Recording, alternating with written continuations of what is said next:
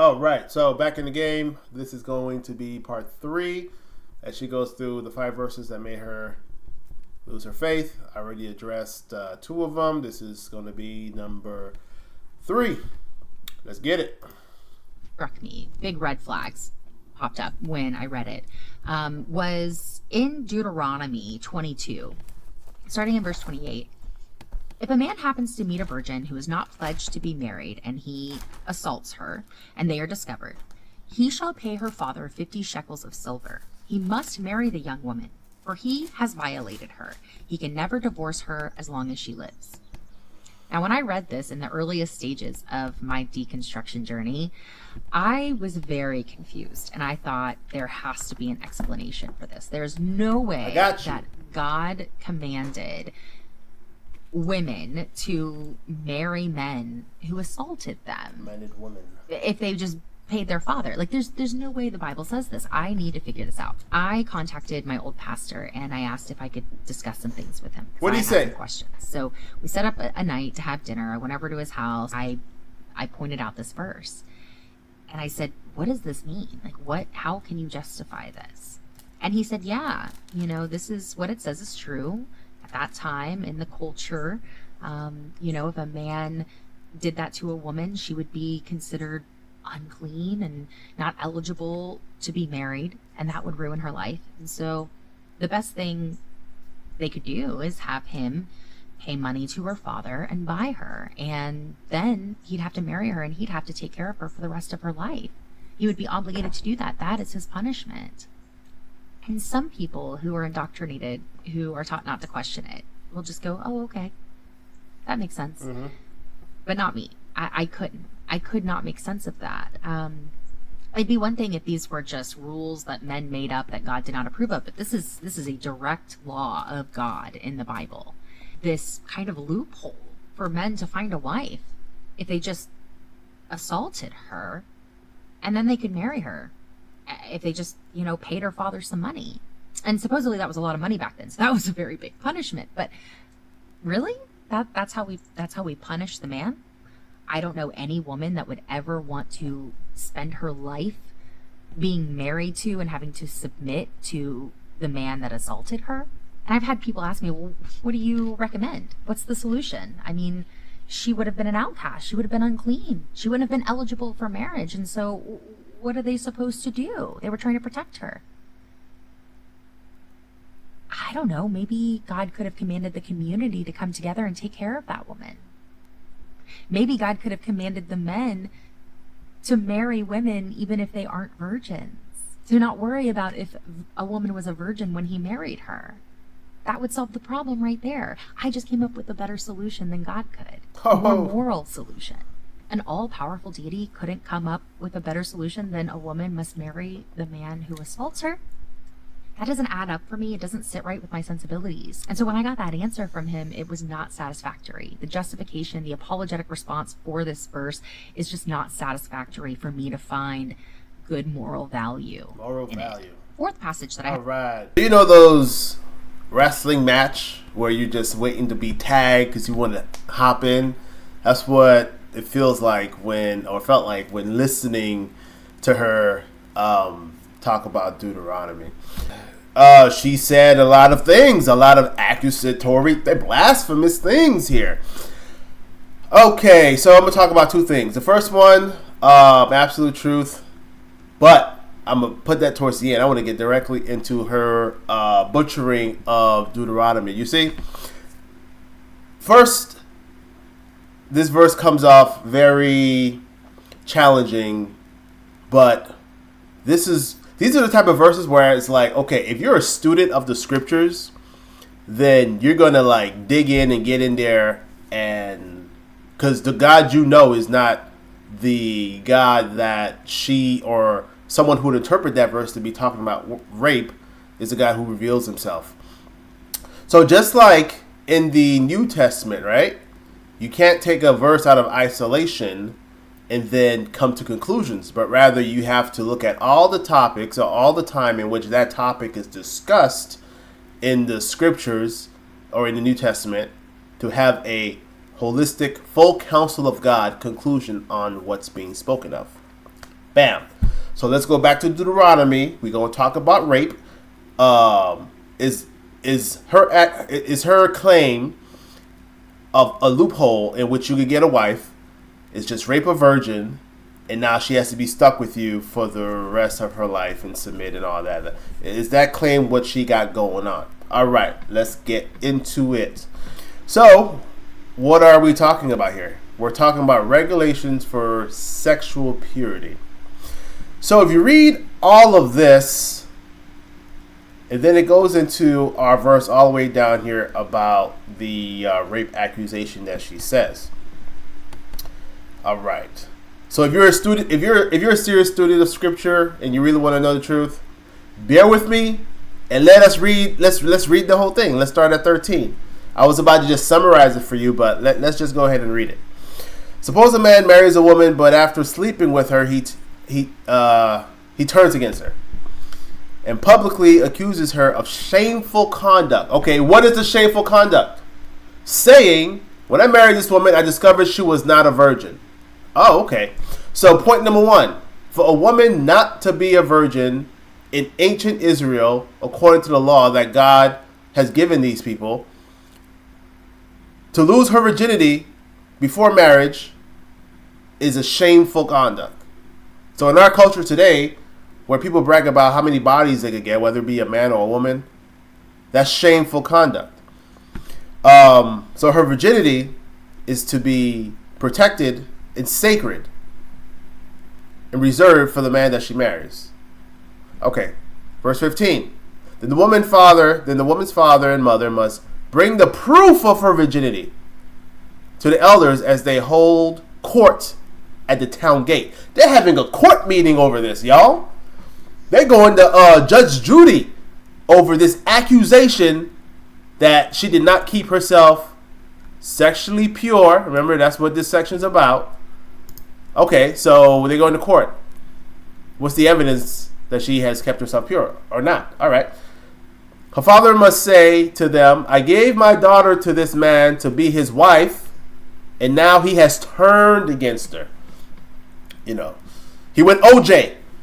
You know, he doesn't want to be with her anymore. Well, maybe not quite OJ. But either way, he has accused her of shameful conduct, saying, I discovered that your daughter was not a virgin, but here is the proof of my daughter's virginity. So they kept the sheets. Then they must spread her bed sheet before the elders. The elders must then take the man and punish him. Interesting. Okay. So we're talking about sexual purity. The man made an accusation against his wife that he married, claiming that she wasn't a virgin. The father and mother concluded she is a virgin. You've just turned against her. You don't want to be married with her anymore. Here's the proof of her virginity before the elders in the court. He has brought false accusations against my daughter. So now the elders are going to punish him because of his false accusations about such a shameful conduct that my daughter did not keep herself sexually pure. This is the theme as we're running into the rape verse down at the bottom there, and we're going to get into it. I'm not stalling. We're going to get it. We got to get it all in its proper meat and context, right? So they must also, after he's punished, they must also find him 100 pieces of silver, which he must pay to the woman's father because he publicly accused a virgin of Israel of shameful conduct. The woman will then remain the man's wife, and he may never divorce her. So she, unfortunately, married a scoundrel, a wicked man to try to get rid of her. For whatever reason, he turned against her, giving a false accusation. So, consequences, he's punished, he's fined, and he has to own his responsibility. Own up to his responsibility. Because he has gone into her, he has he has humbled her, I'll use that word. He has consummated the marriage. So, you are tied to her. Verse 20. But suppose the man's accusations are true. And he can show that she was not a virgin. Okay. The woman must be taken to the door of her father's home, and there the men of the town must stone her to death, for she has committed a disgraceful crime in Israel by being promiscuous while living in her parents' home. In this way, you will purge the evil from among you. All right, so it comes to light that she indeed has been promiscuous. She's been running the streets. She's been sleeping around. Okay, so we're going to preserve the integrity and sexual purity of the virgins of Israel, for God desired and called out a nation to be holy unto him. And so the punishment of this is death for her, if he has proven this, because we're talking about sexual purity. If a man is discovered committing adultery, both he and the woman must die. In this way, you will purge Israel of such evil. So for a woman to be promiscuous and then marries a man and having brought shame upon her father's household and herself, she is to be executed. A man runs out and commits adultery with another woman, they both must die, because they have brought evil into the nation of Israel. Suppose a man meets a young woman, a virgin, who is engaged to be married, and he has sexual intercourse with her. If this happens within the town, you must take both of them to the gates of that town and stone them to death. The woman is guilty. Why is this woman guilty? Because she did not scream for help. The man must die because he violated another man's wife. In this way, you will purge the evil from among you. All right, so a man has sexual relations with a woman in the city. She didn't cry out, so it's assumed that she was complicit in the sexual activity. So they both die. Now, she's betrothed to a man, so it's as if she's already married. And this man who takes this woman, who's as if she's already married, and has sexual relations with her, in the city, and she didn't scream, they both die. All right, well, what if there's no one around? What if it's out in the field somewhere? Okay, let's see. Verse 25, but if the man meets the engaged woman out in the country and he rapes her, oh, this is the first word for rape here. He rapes her, then only the man must die. Do nothing to the young woman. Why? She has committed no crime worthy of death. She is innocent as a murder victim. Okay, so man has sexual relations with a woman out in the field who is this one's engaged. She's also betrothed. But because there's no one around, now we're assuming she has to, once they're found out, she has to say, yeah, I was raped. All right, well, there's no one around to hear this, so we're going to assume that you were indeed raped. You live, he dies, so he's stoned, right? So, yeah, it'll be a difficult time being Kobe Bryant back in these days, or some of these rape allegations that's going on.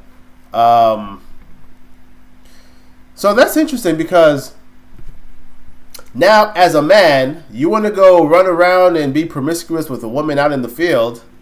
Now you're in jeopardy because all she has to do is say, yeah, he raped me. I wasn't really, and then she's good. He dies. I mean, there's so many scenarios, right, as far as the actual intentions of these people. But this is not what the scriptures referring to as far as their motives or intentions. They're referring to what people see with their physical eyes. As far as, all right, sexual relations in the city, in the field.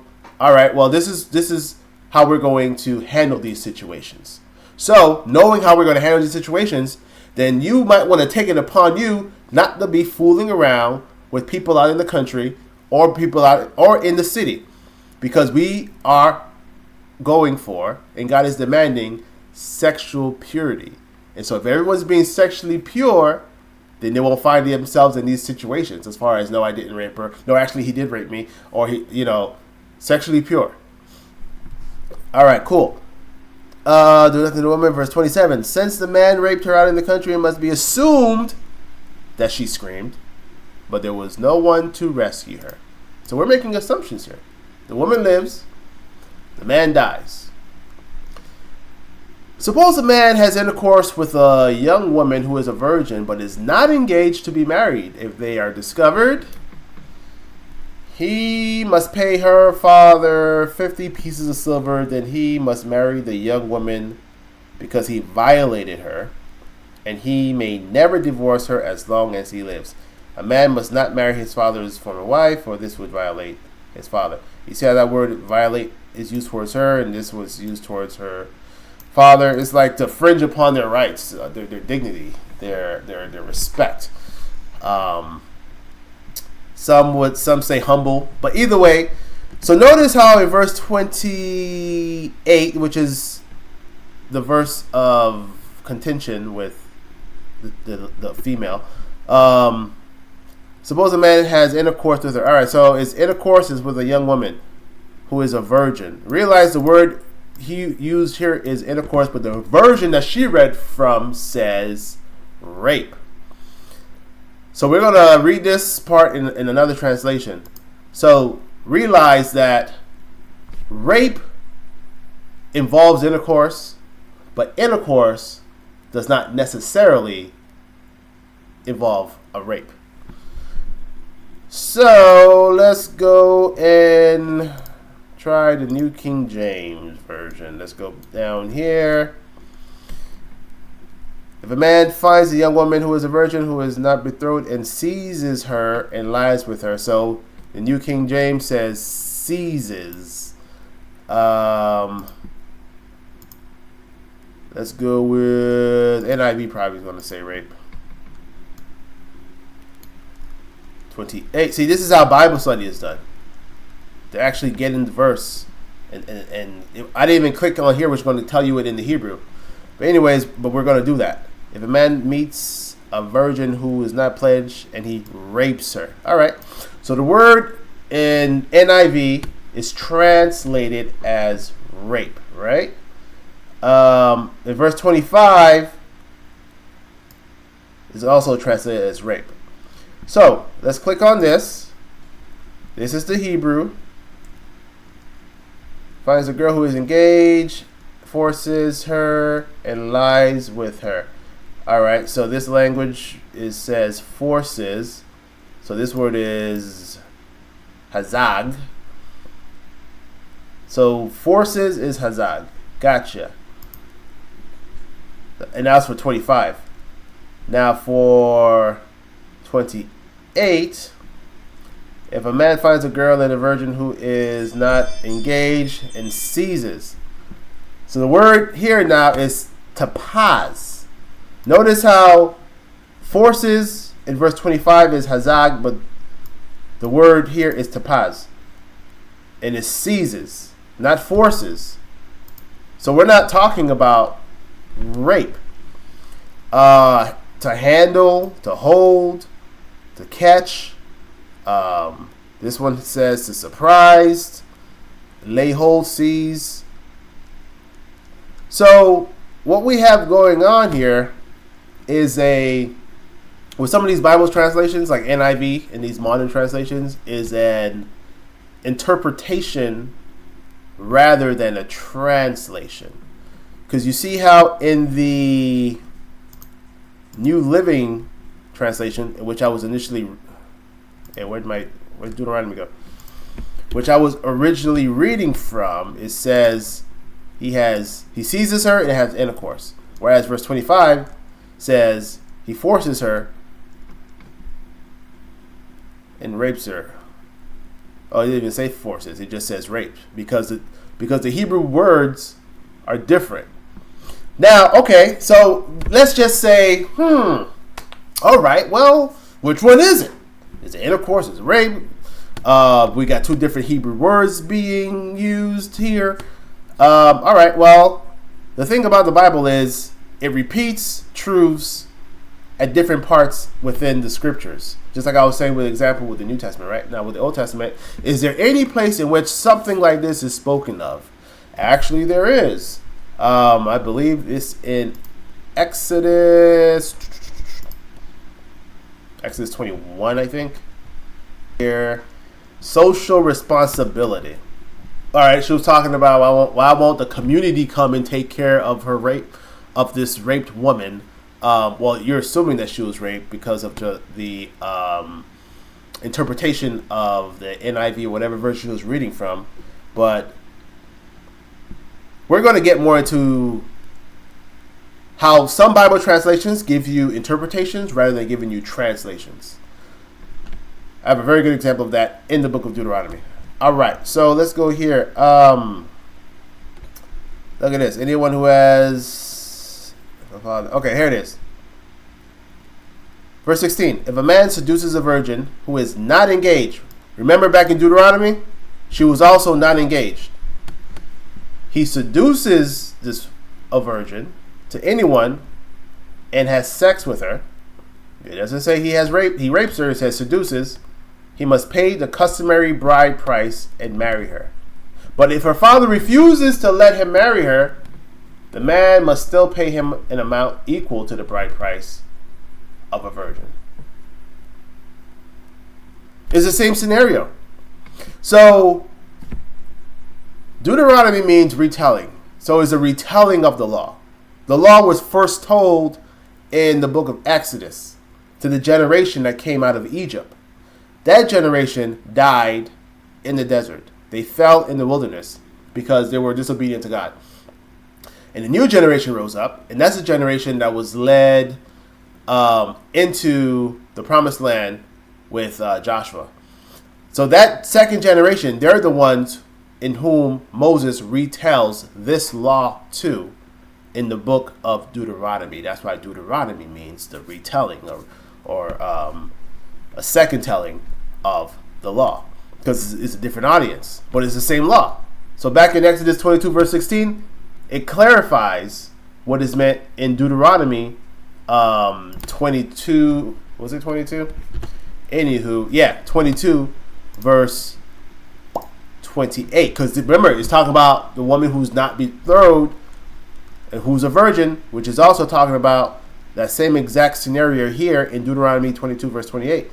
Suppose a man has intercourse with a young woman who is a virgin but is not engaged to be married. It's the same exact scenario. Exodus answers this. This is not a rape situation.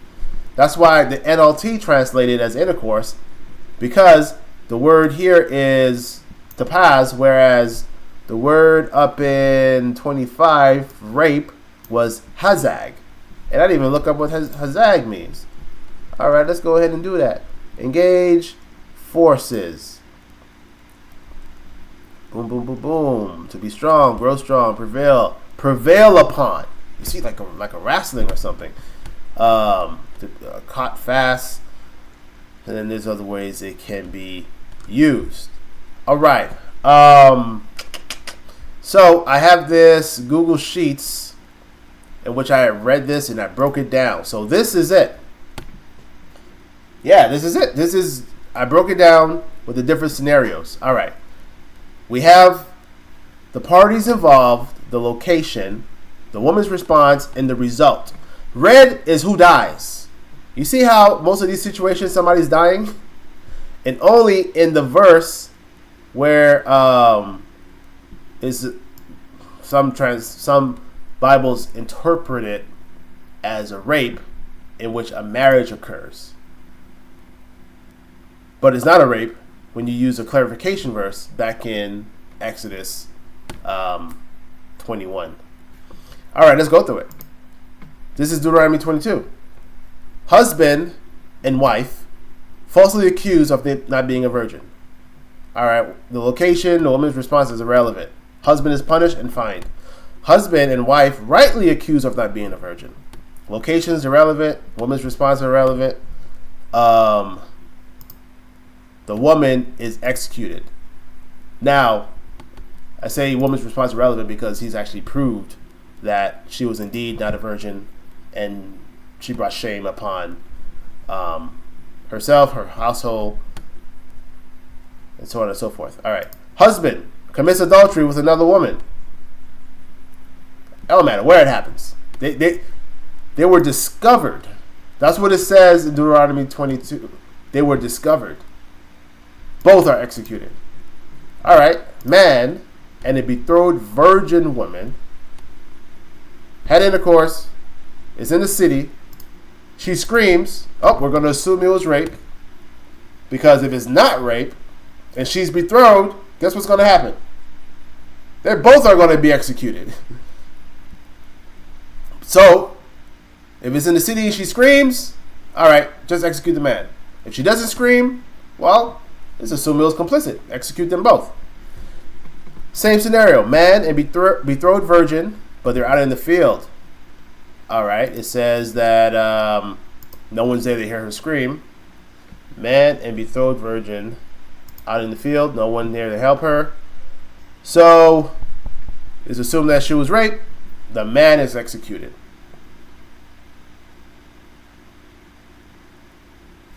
So with this one right here, I could delete this because they're out in the field. Whether she screams or not, there's no one there to help her. All right, cool. Man and unbetrothed virgin woman. So realize how the location is not specified. And the woman's response is not relevant. It doesn't specify it. There's no reference to a scream or anything. It just says if they be found. So it implicitly implies that they're both are responsible. Just like back up here where it says if they be discovered. You see, they're both executed. But the difference between this scenario here and this scenario here is this fella, he ain't married, so he's not committing adultery. And this woman, she's unbetrothed, so she's not married, so they're both not committing adultery. So this is actually an act of mercy. So you both could be executed, but rather you're going to marry one another. So the man, I have it right here. If you hit, you must commit. Just like Johnny Quacken. The glove don't fit, you must acquit. Well, ancient Israel, the man's not married, the woman's unbetrothed. If you hit, you must commit. Otherwise, if we got some adultery going on, you both die. Or the woman was raped, the man dies. Or they had intercourse in the city and the woman didn't scream. Well, we're going to assume that it was complicit, consensual, in the city fornication of a betrothed woman. You both died. But now you got a man, a woman who's virgin, unbetrothed, whether it's in the city, in the barn. You got to commit. Marry him. And you're going to pay the dowry. All right. I think I've answered this one. It's not a rape to begin with.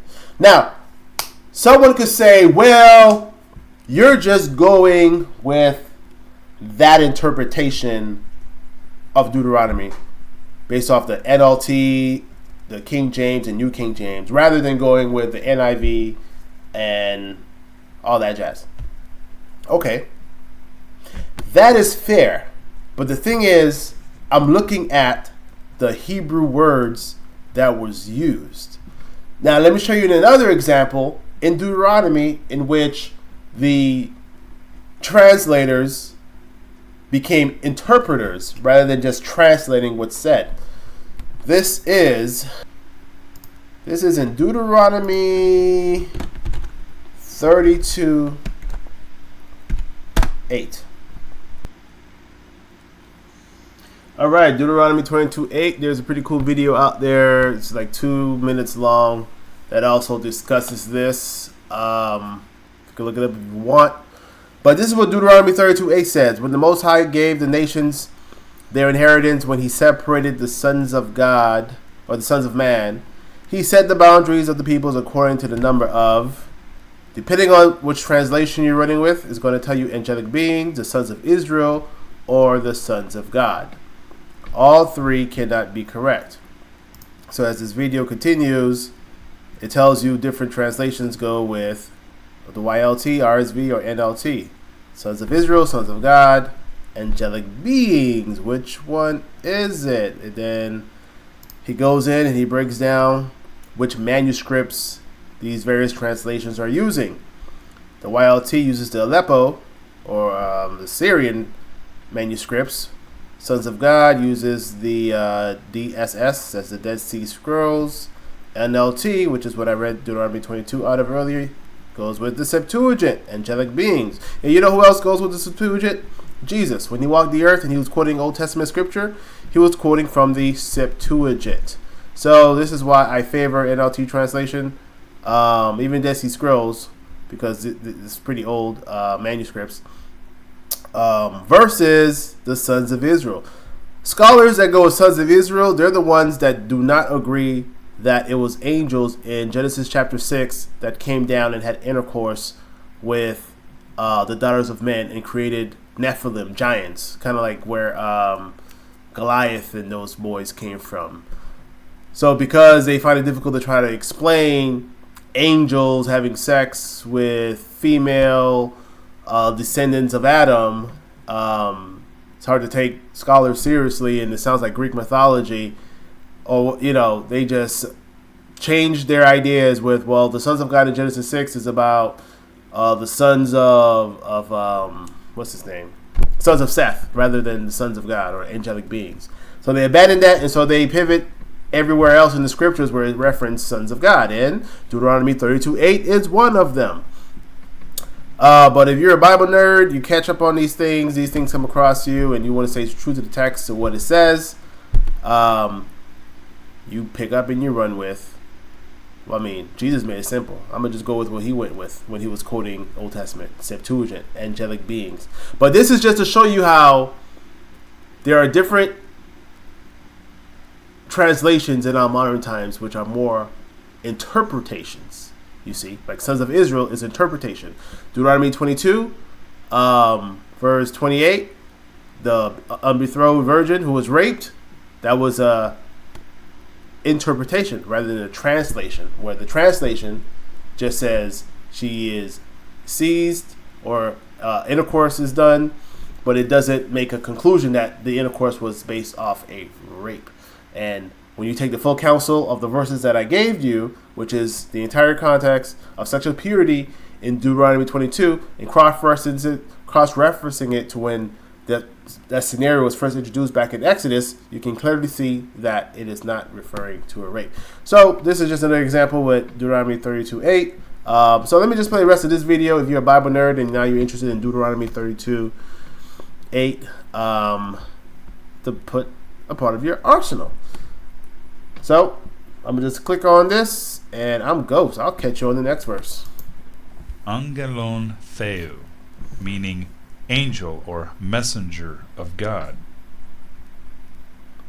The Aleppo Codex and the Dead Sea Scroll are two Hebrew versions coming from two different Hebrew sources, which we will call Hebrew number 1 and Hebrew number 2.